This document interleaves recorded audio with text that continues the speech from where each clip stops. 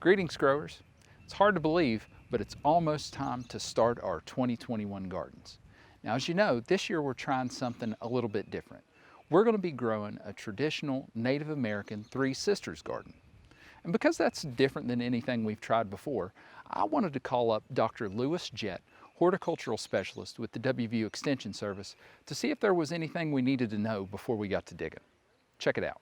Can you explain to me the concept behind the Three Sisters garden, like what it is that is beneficial when you grow something like corn, beans, and squash all together? So they all sort of interconnect with each other in sort of a symbiotic relationship where they help each other in some way. So the corn, can be sweet corn. I think in the case of what the Grow This program is using, the sweet corn provides a trellis or physical support for the bean vine to grow. So it sort of helps the bean to access sunlight by growing up the stalk of the corn. But then the bean, which is planted adjacent or right around the corn stalk, is fixing nitrogen from the air. So the atmosphere is like 75, 78% nitrogen. So it's sort of, helping the corn because corn takes a lot of nitrogen, and it's fixing the nitrogen from the atmosphere so that the corn can use that nitrogen. And then we usually put another companion plant with them, which is the squash. And the squash is sort of, covering the ground. It's not growing up the stalk of the corn, but it's just shading the ground so that it's controlling weeds that may compete with the bean and the corn for sunlight or for nutrients or for water. So the squash is using that available space underneath the canopy of the bean and the corn to grow a food crop that can be harvested later. Can you give us some tips on where to put our gardens? Well, I think, just making sure they're in a site that's, well drained, that doesn't hold water. None of these plants like waterlogged soil. So, I mean, you may be able to ridge the soil up and make it drain better, but just don't choose a site that, has a lot of drainage issues or compacted soil or something like that. It'd be nice to have a soil test to make sure your soil acidity was not too low. We'd like to have the soil acidity to be around 6.5 for these crops. Soil testing is free service from WVU Extension Soil Testing Lab. You can do that. But, ideally you want to make sure you have a good quality soil. Full sun, which, for me means at least 6 hours of sun a day, direct sunlight. So, you don't want to have any shading from a neighboring building or a tree. So these crops like full sun. And choose these sites or choose these crops in an area where these crops have not been grown before. So even though you're mixing the crops up, you're interplanting, you don't want to establish this in an area that you had in beans last year, because there are some pests that beans have that carry over, bean beetle, for example. So you want to kind of rotate your garden around. And even for this Three Sister gardens, make sure you choose a site that hasn't had any of these three types of plants in it before meaning the previous year. We've got some folks who maybe don't have a large amount of space in their yard to, space these corn plants out, and maybe they want to try container gardening. Is that possible with the Three Sisters situation? I'm under the theory that almost anything can be grown in a container if it's the right type of container. I think the delicata squash would be fine for a container. Now, certainly a bean would too. I don't know. I've never seen corn really grown in a container before, but it's worth trying. If somebody absolutely doesn't have any ground or space, getting a 5-gallon volume bucket or container, planting container, would be probably enough soil to grow a corn plant. And then, planting 1 or 2 bean vines around it, and then letting it trellis the bean would be probably fine.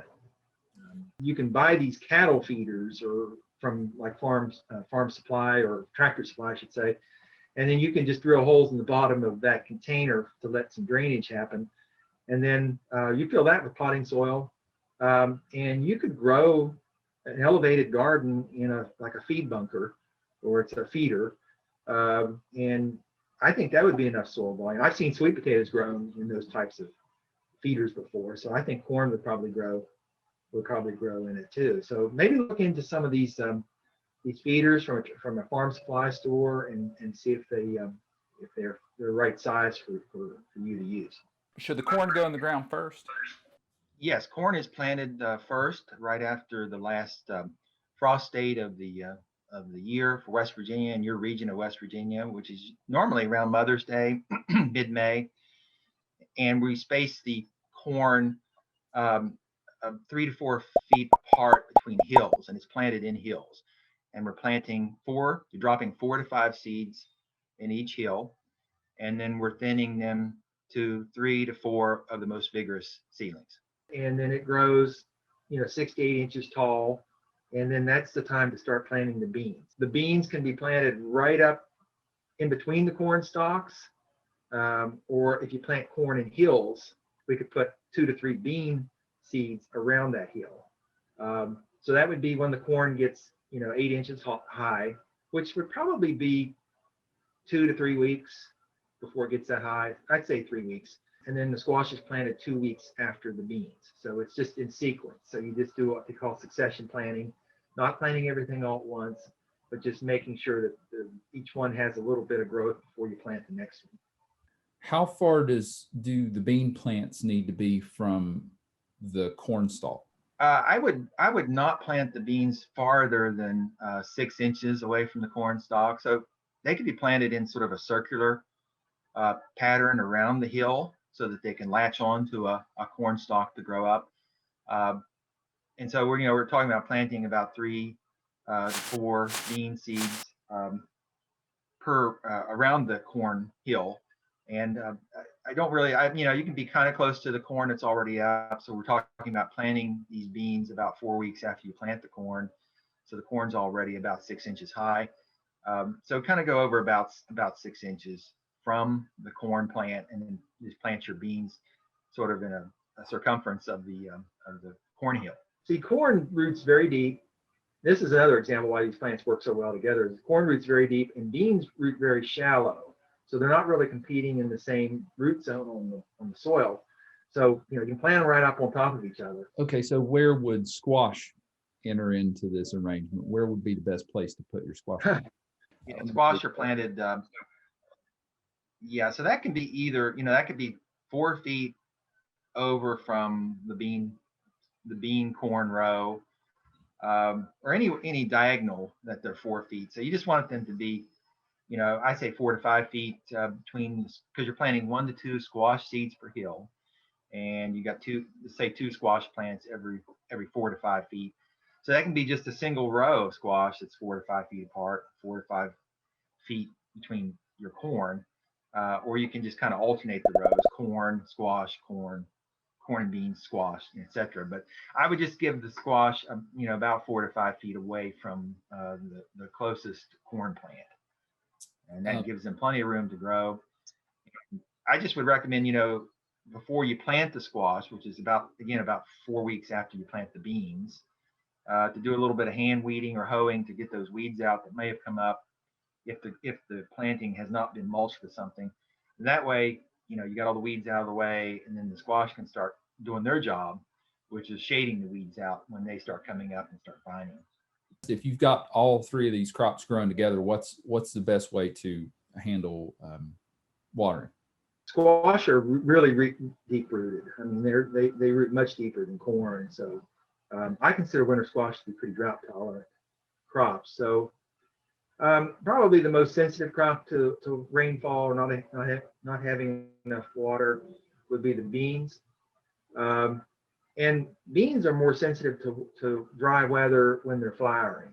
When they really start it, about 3 weeks after you seed them, you got to make sure that you're getting at least 1 inch of rain a week. The corn would benefit from watering if it was dry weather when it started silking. If it doesn't have a lot of moisture at that time, you could have poor pollination. So you just kind of have to watch it, week by week. I mean, you could put down soaker hoses and just make sure you have enough water. Don't overwater. the problem is if you overwater, like corn, it won't root very deep. And then what happens is you get a thunderstorm or a high wind event, and it blows the stalk over because it didn't root very deep. So you don't want to overwater these crops too much so that they have shallow roots. You know, you want them to be naturally deep rooted if they can. But, you know, like I said, you're using these plants together, so the squash is you know, conserving soil moisture by shading the soil. So you're not going to be losing a lot of soil moisture like you would if you just had bare ground. So if you do have that squash that's covering the soil, you're going to not be needing to water as much. Weeding, I guess, would be another concern. Is this just a normal situation where you go in and pick out the weeds as they come up? Yeah, I think hand weeding would probably be or light hoeing, you know, getting a hoe, but not tilling, not rototilling or grinding the soil like you sometimes do, but just coming in there and maybe just selectively, particularly when the plants are just growing young, you know, that's when they're most sensitive to weed competition. But when, you know, when these companion plants kick in, they should shade out a lot of those weeds from coming out, because weeds need sunlight. And if they don't have sunlight, they don't grow. And if you have something that's already over top of them, they'll stop growing. So we're hoping, you know, this companion planting will help control a lot of the weeds, but there's probably going to be some early season weeding that needs to be done. How do you know when your corn is ready to be picked? I mean, if it's sweet corn, I mean, which is, I think most folks that are participating in this project are growing sweet corn, which is Right. great crop to grow. So, you know, with sweet corn, you have to wait till the silk dries out. So it turns really dark brown or just dries out completely. You don't harvest corn before that silk turns brown. But even after it turns brown, the ear has to be full. And, you know, experienced gardeners, you know, kind of know what an ear of corn feels like when you feel the cob. I mean, it just feels full. But I mean, it's no problem with just kind of slightly peeling back some of that husk on the tip of the ear to see if it's filled out fairly good. You know, you don't really want to open up the corn any because birds will start attacking it. But I mean, the one reliable indicator should be that silk should be really dark brown, dried, and just, you know, feel the ear, just feel the kernels through the husk when you just touch the ear. That should be enough. Beans, you know, they're just going to keep picking them. Just keep picking them until they run out, until they stop flowering, which they will eventually. And then the squash is going to be picked later when actually, you know, you wait till the shell of the squash gets really hard and you can't puncture it with your thumbnail. That's a good indication that your winter squash is ready to be harvested. Nice thing about winter squash is you don't have to pick it immediately. I mean, it can be ripe and it can still sit there in the garden and not rot. Corn has to be picked when it's ready. Beans have to be picked when they're ready. So you've got to be right on top of those when they're ready to be harvested. Now, could you talk a little bit about succession planning, just to keep, you know, all the corn from coming ripe at the same time? You know, people have the option of staggering these plantings. They can do it at one time of the year and then plant another group of these crops the following month if they want to, so that they don't run out of, you know, corn. Corn generally matures within 10 days. So if you do one planting of corn, it'll probably all be harvested within a week and a half. There's a time when you stop planting things. I mean, for these certain crops. So you stop planting sweet corn in July. You stop planting beans in August. So you stop planting winter squash in early July. So there are limits to how long you can push these crops. But, you know, we're working within the boundaries of frost-free days. So you just have to know when your last frost is in your county or your region. A lot of these crops can be planted every 2 weeks, every 3 weeks, every 4 weeks, so that you're not planting everything all at once and you're not harvesting everything all at once. And I think that's the problem we have with a lot of gardens where everybody plants them at the same time and then they stop planting. Well, a lot of these things can be planted later in the summer and you can still have some great crops in early fall that you can harvest. We harvest sweet corn up to early October, no problem. You can harvest beans through early October. So, as long as, you can keep the crops safe from frost, you're okay. Pretty interesting stuff, right? Well, I'm sure as the season goes on, you're going to have more questions about your garden. So stay tuned to our Facebook page, Instagram page, and YouTube channel.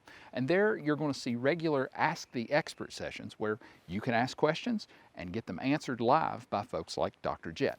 Stay tuned for that. And in the meantime, keep on growing.